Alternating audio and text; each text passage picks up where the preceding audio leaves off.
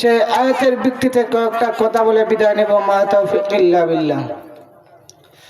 প্রথমে আমরা জেনে নিতে হবে আল্লাহ পাক রব্বুল আলামিন নবী করিম সাল্লাল্লাহু আলাইহি ওয়াসাল্লামকে আমাদের জন্য, গোটা পৃথিবীর সমস্ত মানুষের জন্য নবী করিম সাল্লাল্লাহু আলাইহি ওয়াসাল্লামকে রহমত হিসাবে প্রেরণ করেছেন।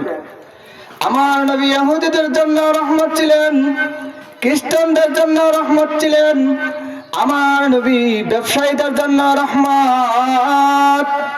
বড় দুঃখ লাগে মুসলমান, সেই রহমতের নবীর উম্মত হওয়ার বরকতে তোমার আর আমার চেহারার মধ্যে আসর আসে না। যদি আসতো তাহলে তুমি আজকে সেদিনের মধ্যে গিয়া দাড়ি কাটিয়া গুনাহ কাটার মতো লিপ্ত হতে পারতি না।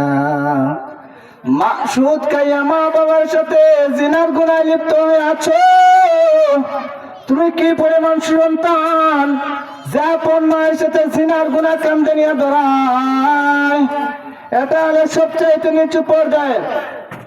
মায়ের নবী বলেন তোমার নামাজ হবে না, তোমার রোজা হবে না, তোমার হজ হবে না। নারে তাকবীর, আল্লাহু আকবার। দিন ইসলাম জিন্দাবাদ, জিন্দাবাদ, জিন্দাবাদ। শান্তিপুরের আগমন, শুভেচ্ছার স্বাগতম। আলহামদুলিল্লাহ। প্রিয় সাথীগণ, বন্ধুগণ, আমার যেই কথা বলতে চেয়েছিলাম, নবীজি বলেন যে ব্যক্তি সুদ খাইয়া জিনার গুনাহ।